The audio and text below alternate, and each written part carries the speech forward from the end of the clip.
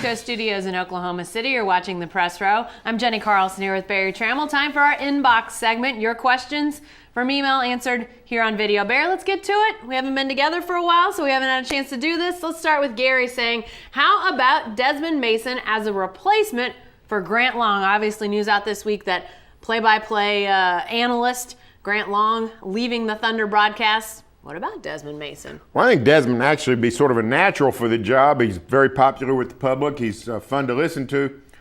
Just guessing, I don't think Desmond would be interested in being on the road that many times a season. He's pretty well established with his family in Oklahoma City, his art career.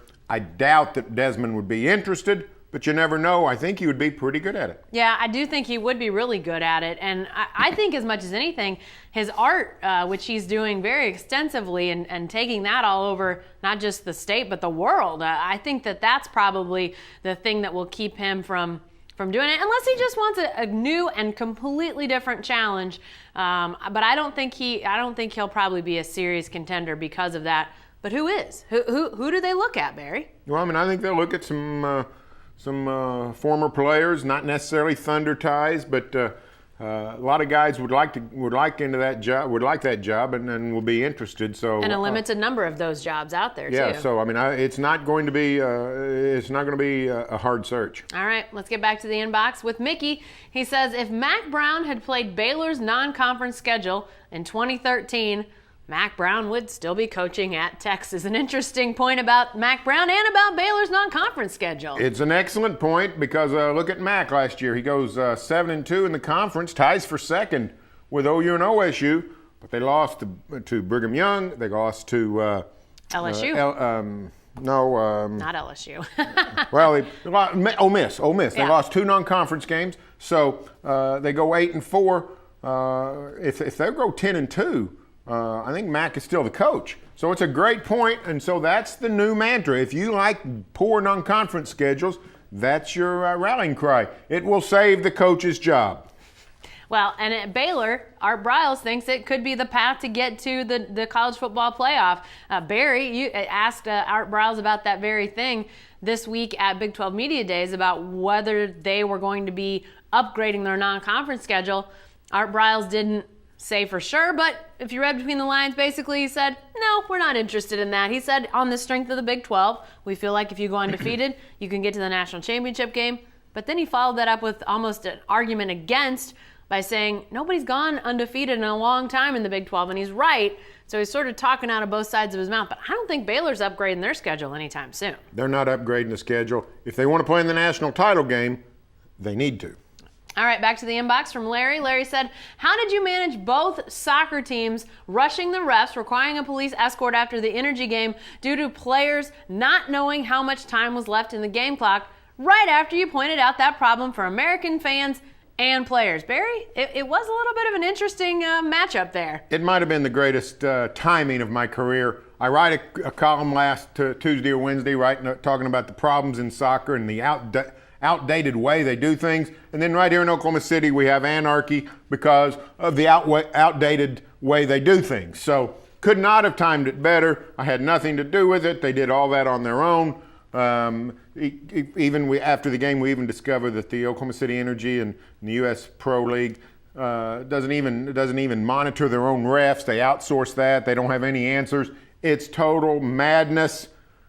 Just because soccer's done something the same way for 700 years doesn't mean you keep doing it that way.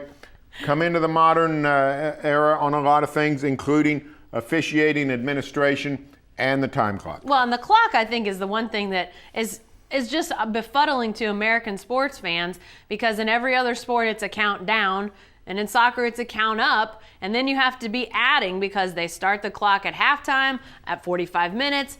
In extra time, it starts at 90. Even with extra time already played, you have to be a math major to figure it all out. And obviously, an official doing a pro game couldn't even figure out the stoppage time ad. So it's a stupid way to do things. All right, back to the inbox one last time from Jim.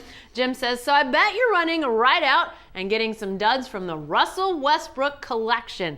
It always amazes me how the young are influenced by the stupid wear of some of these athletes. Wow, not nice about Russell Westbrook's new Barney's collection there, Well, Barry. I mean, Westbrook's he's a total trip, and it's a hoot to see him wear some of the things he wears. And if somebody wants to go out and buy that, I think it's great. It shows support for us. It shows support for the Thunder. It shows that you're all in it. But the truth of the matter is, Jim has a point, which is somebody's a really good basketball player, world-class basketball player. So now all of a sudden we naturally think they know what they're doing with music, or they know what they're doing with fashion, Politics. or they know what they're doing with politics. Yeah. They know what they're doing with fatherhood. Dwayne Wade writes a book about how to be a great father when he's going through some big custody battle with his ex-wife for his kids. It's nonsense. These guys are great basketball players, and the chances that they're the least bit talented, world class in these other areas is minuscule. Russell Westbrook's fun to look at after a ball game, see what he's going to wear, but you shouldn't take it too seriously. Well, here's the thing, Barry, and we've talked about this. Russell Westbrook, for as much attention as he gets for his clothes, he's not even the best dressed guy in the Thunder locker room. Look at the dressers in that locker room. And this last year alone, you at least have to start with Serge Ibaka and Derek Fisher. Both of those guys, way better dressers, I think, in a classic sort of look than Russell Westbrook. Serge Ibaka is the coolest looking guy in the history of the world coming out of he wears some of those He wears old fedora suits. hats. Fedora. He looks like he's just out of a movie with Sidney Greenstreet. Nobody looks cooler than Serge. Yeah, exactly. All right, be sure to stay with the best coverage team anywhere at newsok.com and every day in the Oklahoman.